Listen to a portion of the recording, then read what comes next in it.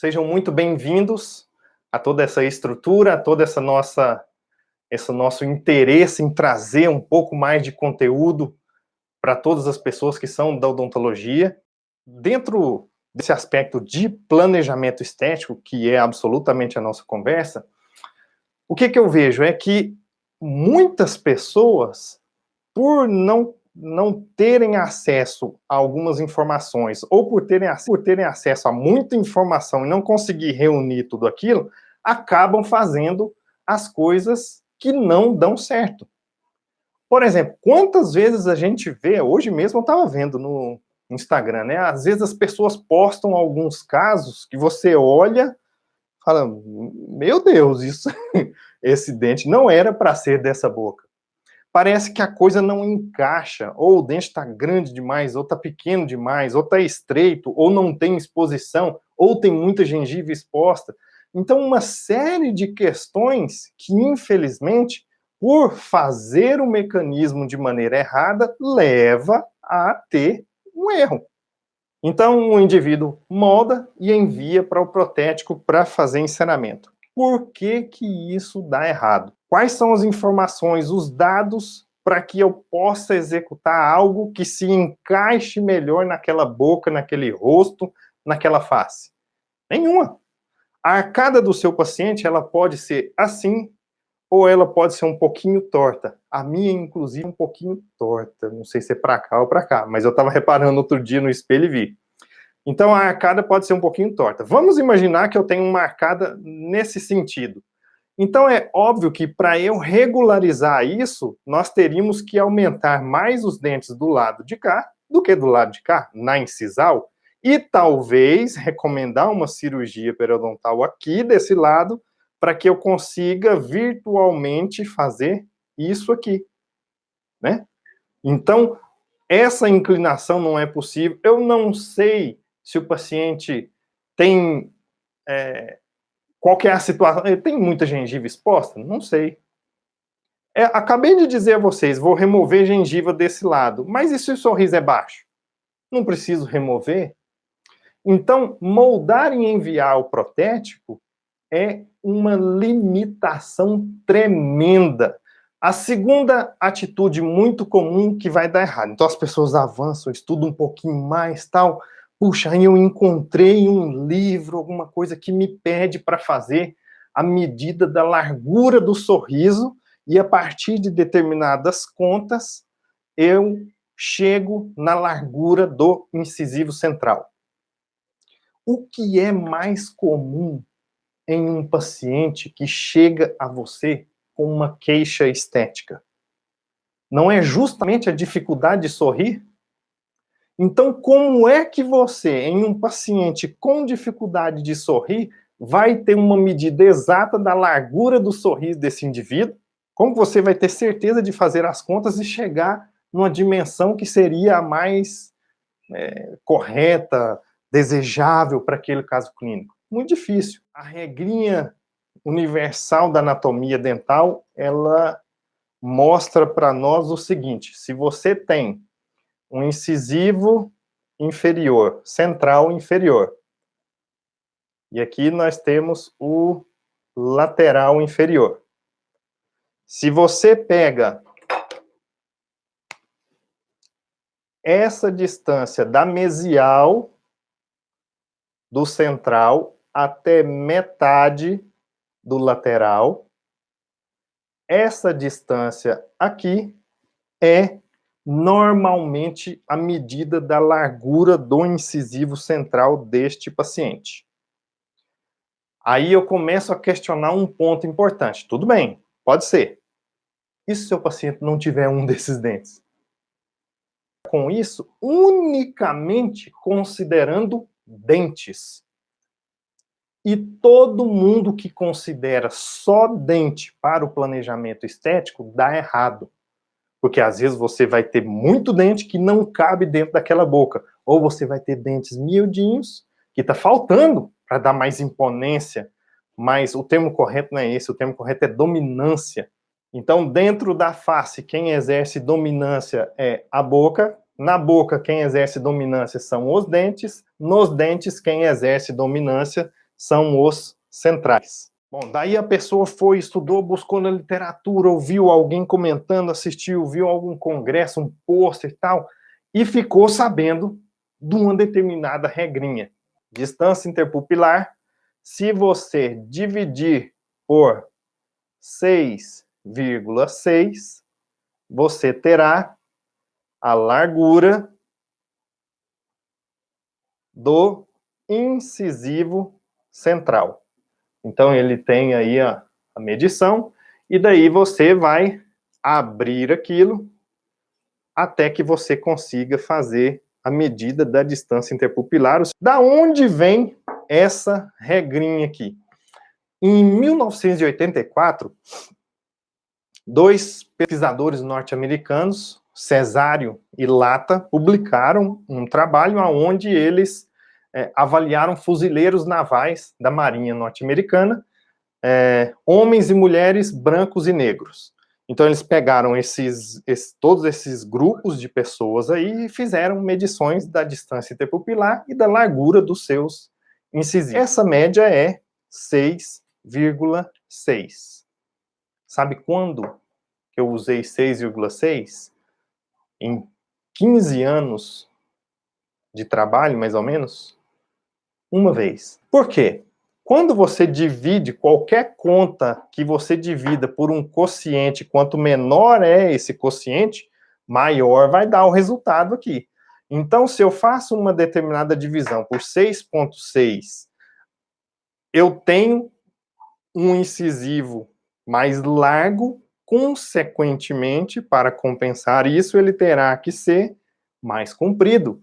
Então, o que eu percebi ao longo de uma série de trabalhos, e talvez vocês também já tenham percebido isso, a tendência é que seu paciente, no momento da entrega do seu trabalho, se você está fazendo um trabalho indireto, ou no momento restaurador, né, logo ao final, é que o indivíduo, isso está muito grande, não estou acostumando e tal.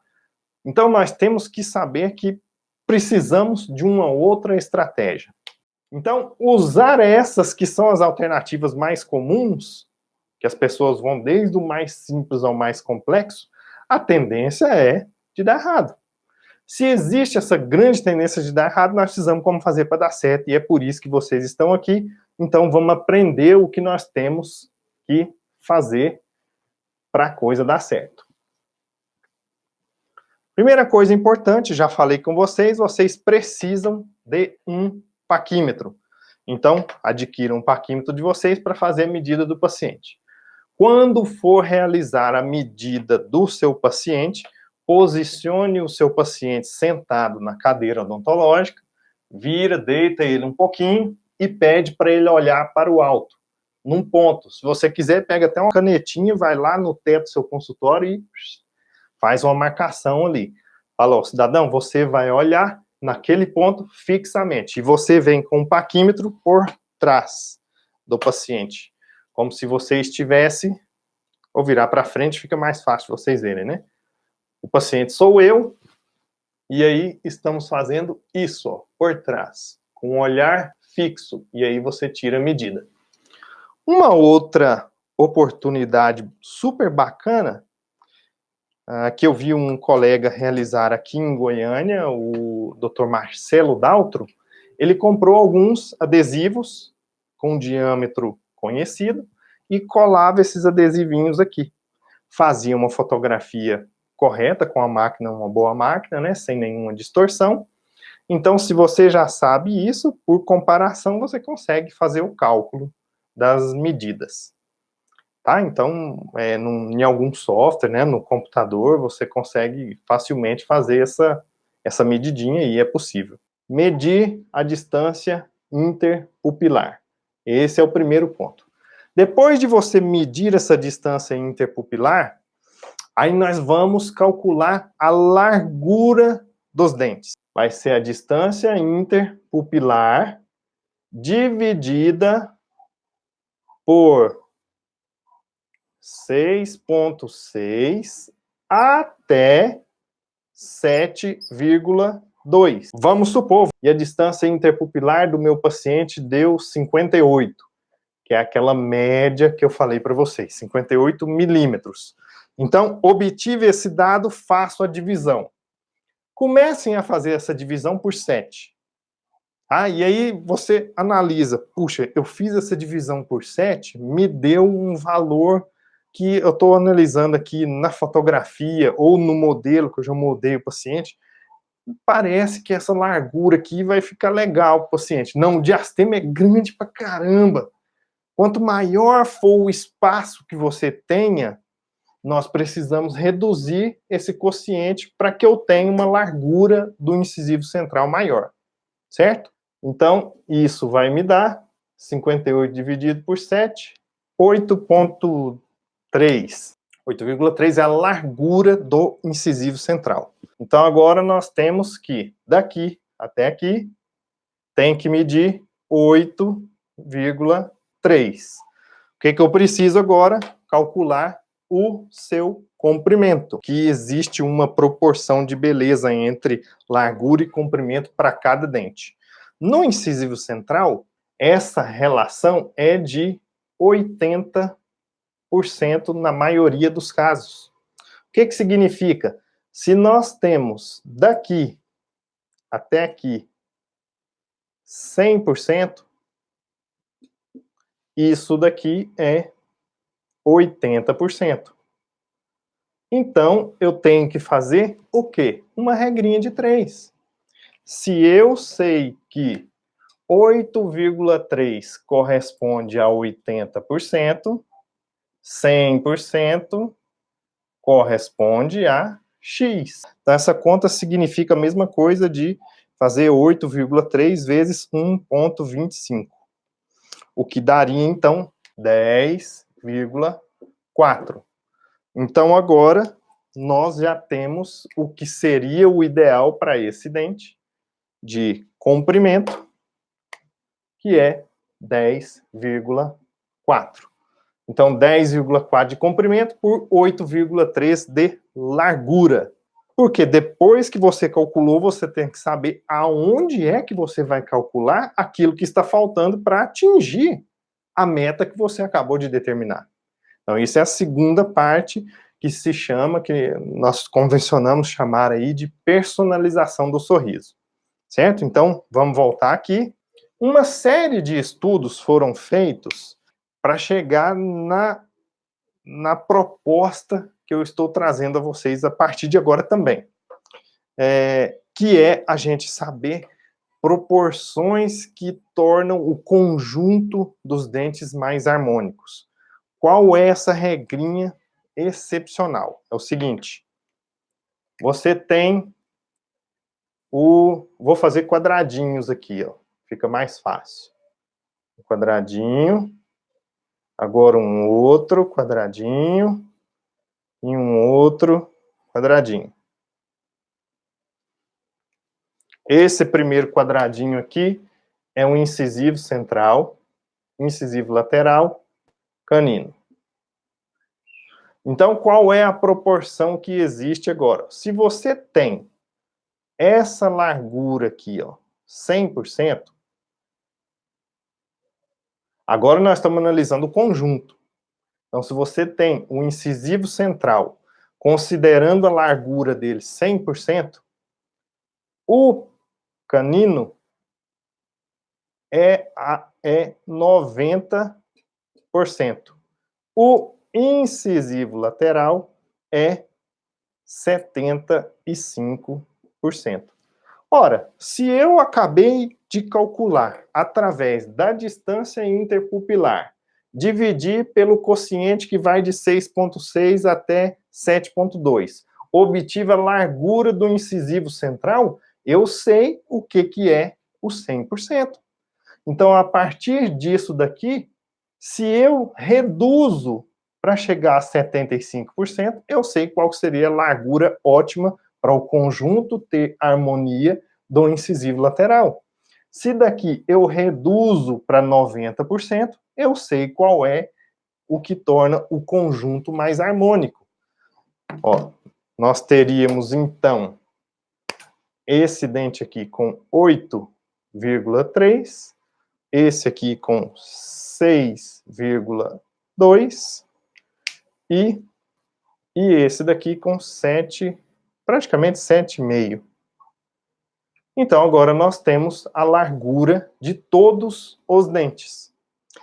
Lembra que eu falei para vocês que o incisivo central tem uma proporção estética isolada, só dele, né, que é 80%, o comprimento é 100 e 80% é a sua largura, só ele. Estou isolando o dente, não é o conjunto, esqueçam aqui embaixo. Então, nós fizemos essa conta agora mesmo. Se o incisivo central, essa proporção é de 80%, deve existir uma outra regrinha para esses outros indivíduos aqui. Existe.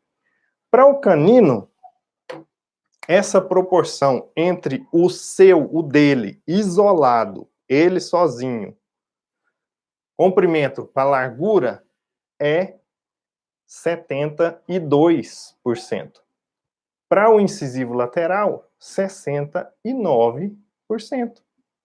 Então, se eu faço essa continha aqui, a partir de agora eu consigo pegar isso e transformar no comprimento desses outros dentes, bastando fazer uma regra de 3 ou usar as fórmulas que vocês encontrarão lá dentro do e-book de planejamento estético. Todos vocês vão baixar ao final, hashtag eu assisti, certo? Então vejam, essa paciente, lembra que eu falei para vocês que teve um caso só até hoje que eu usei o 6,6, foi essa paciente. Porque os dentes dela já eram bem grandes e ainda existiam espaços. Essa paciente fez ortodontia durante muitos anos e chegou num momento em que ela não estava mais disposta a fazer esse trabalho e realmente tinha necessidade da gente fazer um trabalho legal aqui para ela. Nós partimos para fazer, eu determinei aqui, ó, as medidas que eu gostaria, vejam que vai dar um incisivo central com 10 de largura. É muito, mas se eu não fizesse isso, eu não fechava o diastema. Agora, beleza, eu calculei, esse dente vai ficar largo. Existem recursos para você trabalhar anatomicamente falando e tornar aquele dente menor do que o que ele é virtualmente? Existe. Existe. Para isso a gente tem que entender de anatomia. Mas esse é um segundo momento. Infelizmente hoje não dá para a gente conversar tudo isso. Mas foi o que eu tive que usar junto com o laboratório para esse caso. Então vejam, você precisa saber também de anatomia, senão não adianta nada você calcular o tamanho dos dentes. Aí você diminui a área de espelho, estreita dente, mexe em ponto de contato, a abertura de ameias, uma série de pontos que vão melhorar essa questão aí.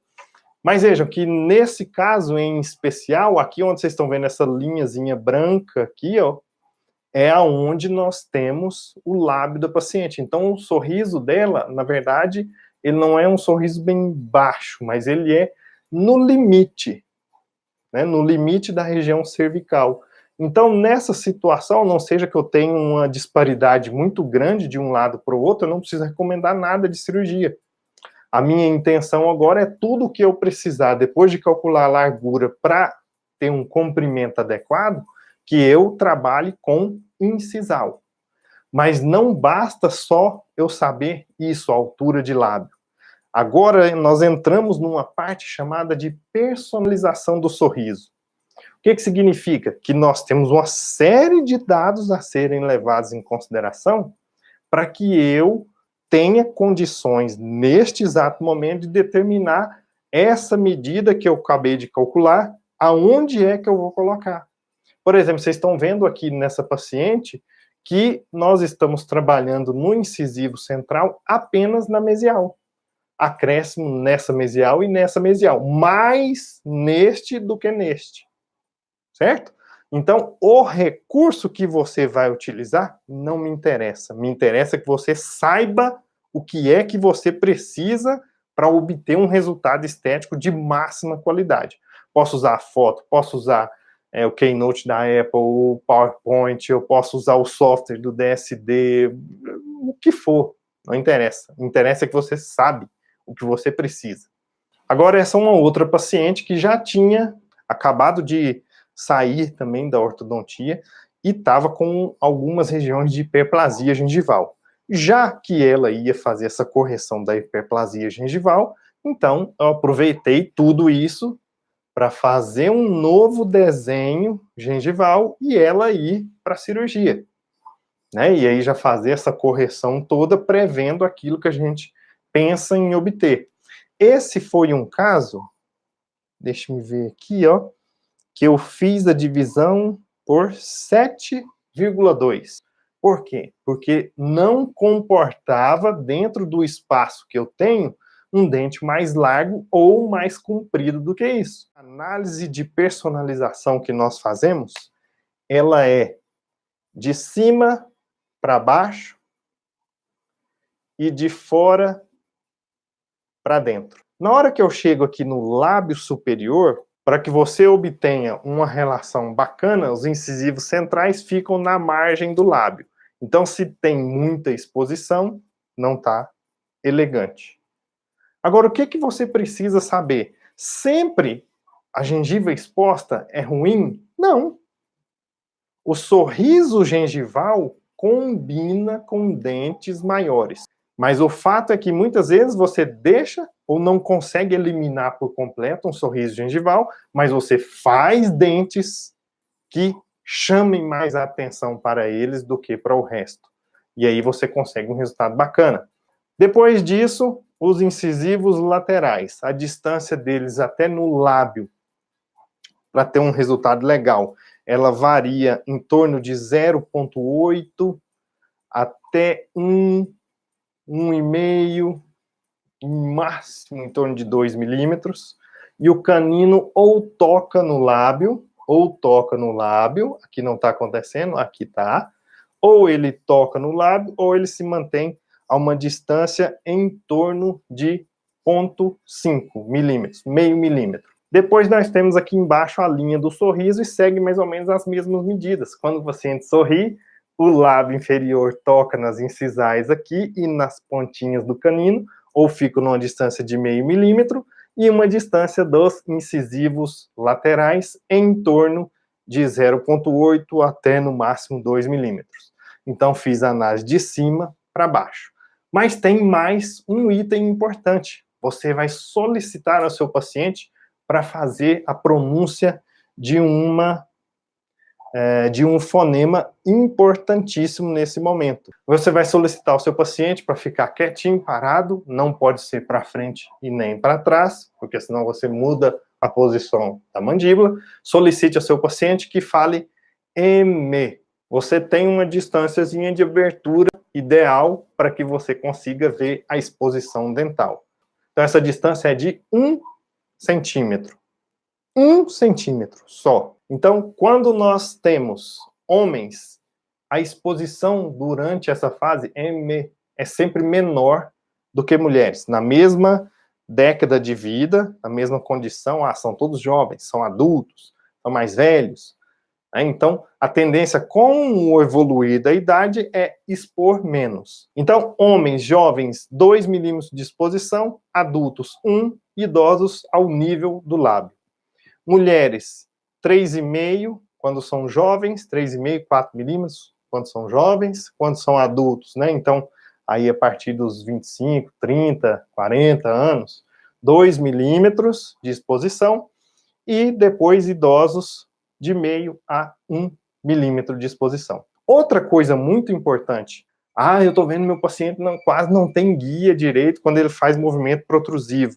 Então, você precisa pensar, então, em destinar um pouco de incisal para esse paciente para fazer a oclusão mutuamente protegida. Então, nós temos que conseguir trabalhar com a informação correta para eu fazer o caso ficar bacana. O nosso tempo é muito curto e, infelizmente, eu não consigo transmitir tudo isso aqui para vocês.